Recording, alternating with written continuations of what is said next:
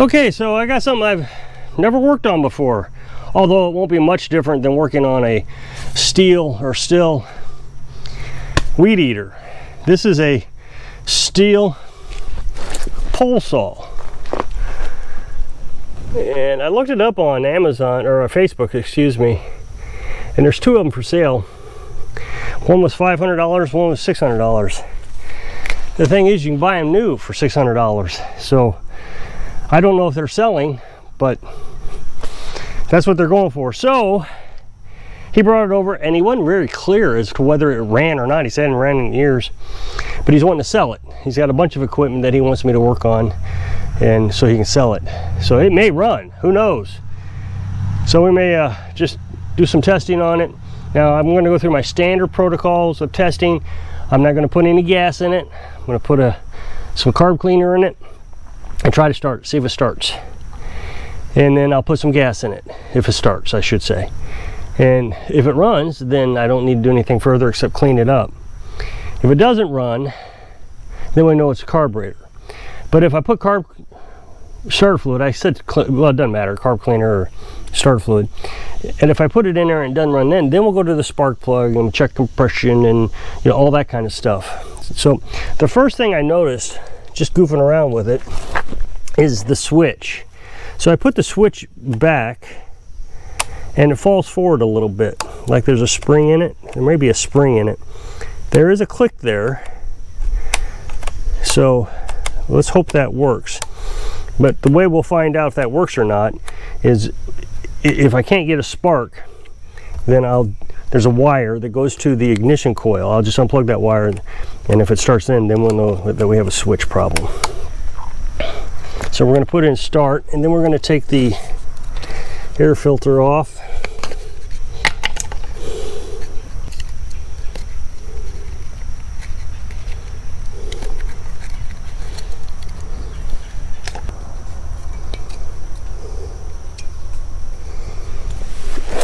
Now, when we do this, we're going to depress the trigger so we can get starting fluid into the throat of the carburetor. We want to go way down in there. A little bit of a spray,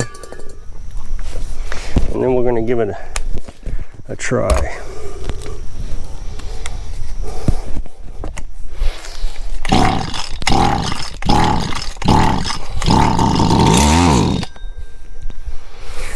So it started.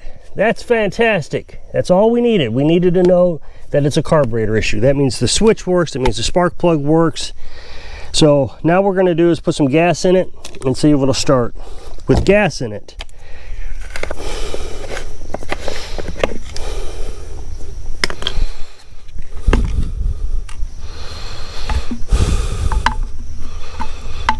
okay, so those gas lines are pretty flimsy.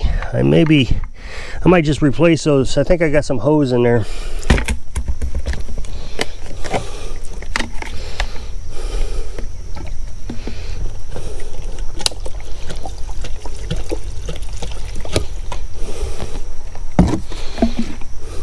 When you're working on these, don't fill them all the way to the top with gasoline. One, it's a waste of your gasoline. You're giving your customer free gasoline.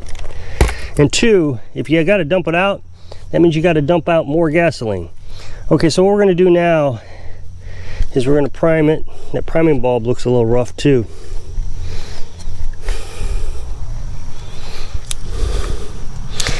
I'm not seeing any priming going on.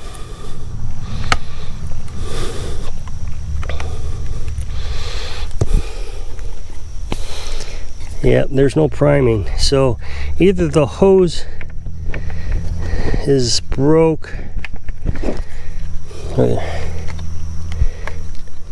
Oh, there. Now we're getting some prime.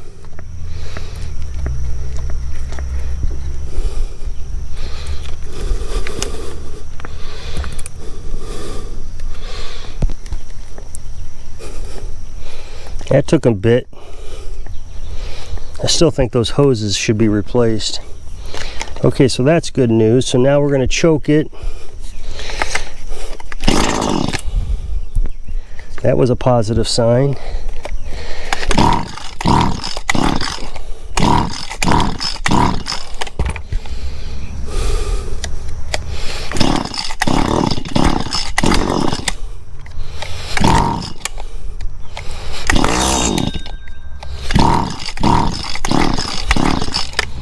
Okay, so it wants to start on choke.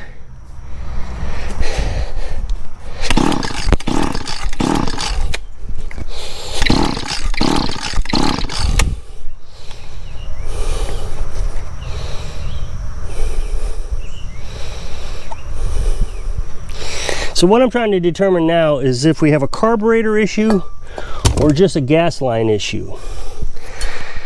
I would just go ahead and replace the gas line and say, okay, let's experiment around with it, but that's cost.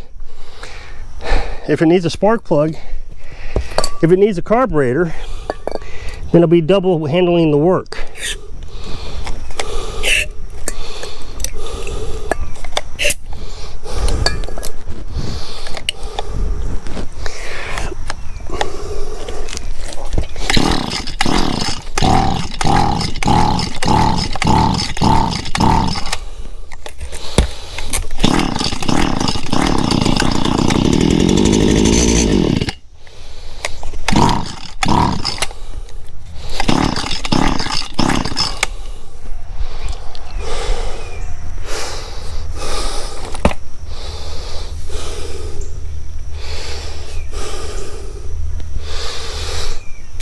All right, so I think I'm gonna see if I got some gas line. I'm gonna take this gas line off and put a new one on. And I don't know if that's the issue, but certainly could be the issue. So I've decided, sitting here, just kind of working on it, that I would go ahead and just replace the carburetor. There's no reason to mess around with it. He wants to sell it, he's gonna get a good price out of it. And we're talking probably a $11 to $20 carburetor. These aftermarket carburetors are pretty nice, they still work pretty good. And instead of messing around with it, running up labor cost, it would just be just as cheap just to replace it. So what I'm gonna do now is I'm gonna go around and kind of clean it up. I'm gonna clean the spark arrestor, which is falling out. Okay, so I called the customer and told him what I thought we needed to do, new carburetor, and he was fine with it. Said go for it. So we're gonna go ahead and start cleaning this up. First thing I wanna do is check out that spark arrestor. Now, when I initially said it's missing a screw, it's not, it's just designed differently. This one's really easy to get to. Usually you gotta take the cover off on the weed eaters and then unscrew the muffler. But with this spark arrestor, it sits right here, and you just pull it out, and there's a hole in it that hooks into a little raised portion in the muffler there. So this one isn't in terrible shape, but we are going to go ahead and clean it up. Now, cleaning these is actually pretty easy. We'll get a blowtorch and some pliers.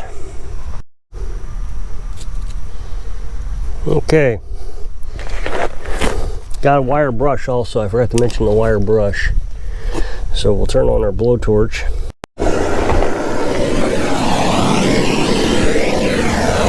So what we're going to do is we're going to burn this. We'll get it hot, red hot. We're going to burn it off.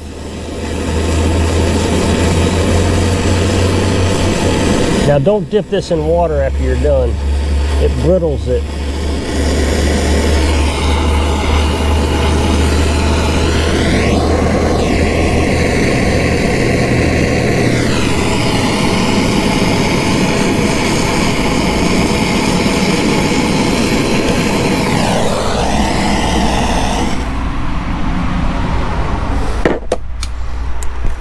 And then we'll just take the brush, wipe it off. Makes it real simple.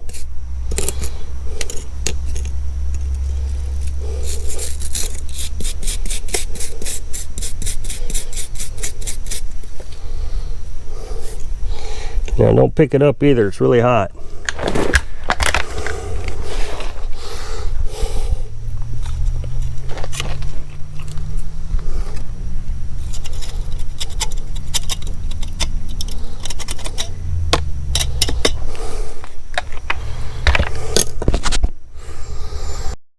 All right, so I'm going to use some Zep degreaser and kind of clean it off. I'm about out, so I'm going to use it kind of sparingly. And we'll just knock off some of this dirt, kind of clean it up for him. Put the air filter back on so we won't get of that stuff into the carburetor.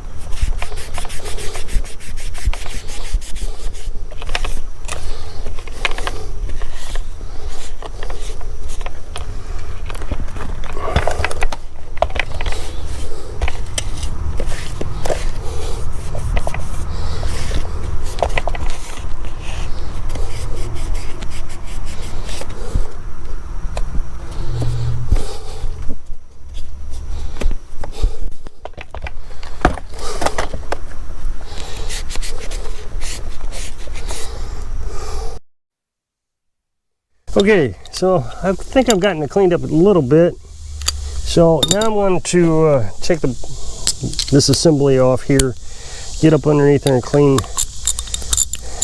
this area here, because that's just going to be filthy, of course. That's where all the sawdust goes.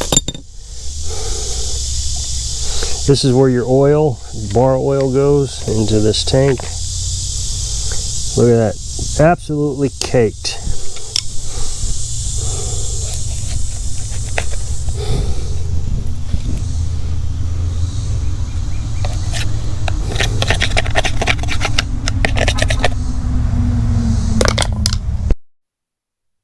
So I'm going to use gasoline to clean it off. You can use carb cleaner. It's just more expensive, and I don't see the harm in gasoline, but if you do, you should use it.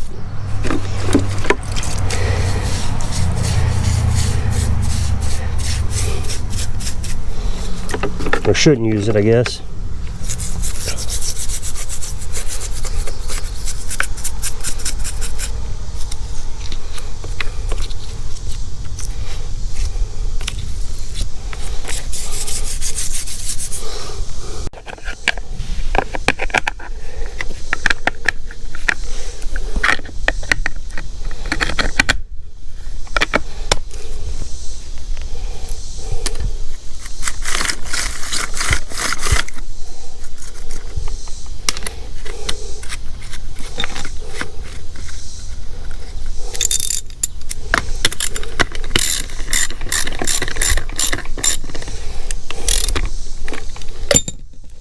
So I hope I can inspire you to figure out how to fix things so you can live your dreams.